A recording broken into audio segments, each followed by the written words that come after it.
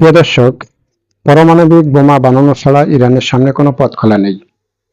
সম্মানিত দর্শক, মার্কিন প্রেসিডেন্ট ডোনাল্ড ট্রাম্প তিনি বলেছেন যে ইরানে পারমাণবিক বোমা থাকতেও পারে না, বানাতেও পারে না। কিন্তু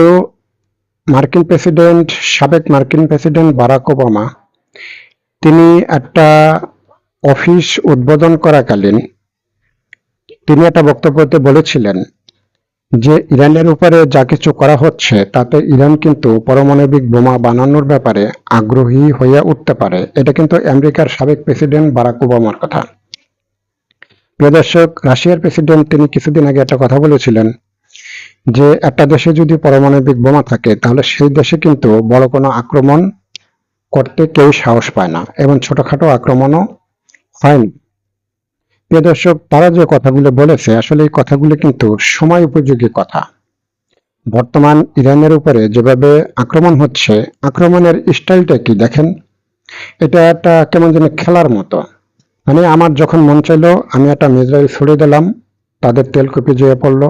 আমার যখন মন চাইলো আমি একটা যুদ্ধের বিমান উড়িয়ে দিলাম, যাও দুটা বোমা ফেলাই আসো। যখন মন চায় তখন একটা হেলিকপ্টার, একটা ড্রোন উড়িয়ে দিলাম, যাও কিছু ফেলাই আসো।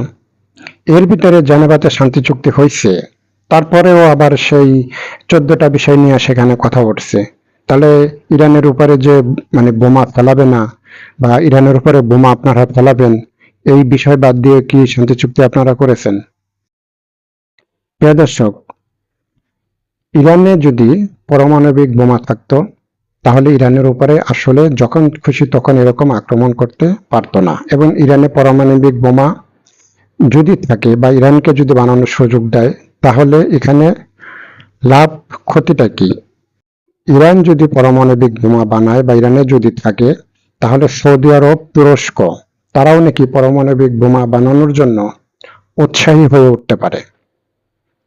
এখানে আরো বেশ কিছু কারণ আছে। ইরান যদি পারমাণবিক বোমা বানায় তাহলে এখানে মিডল ইস্টের ছোট্ট দেশ ইসরায়েল তার জন্য একটা বড় হুমকি। ইসরায়েল তো যখন খুশি তখন হামলা চালাতে পারবে না। প্রিয় দর্শক, এরকম আরো বেশ কিছু বিষয় আছে।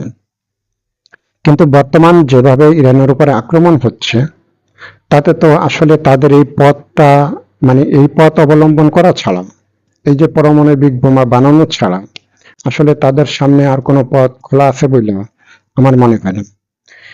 প্রিয় দর্শক, আপনাদের যদি ভিডিওটা ভালো লাগে একটু লাইক দিয়েন, কমেন্ট করেন আর মাঝে মধ্যে একটু শেয়ার করেন।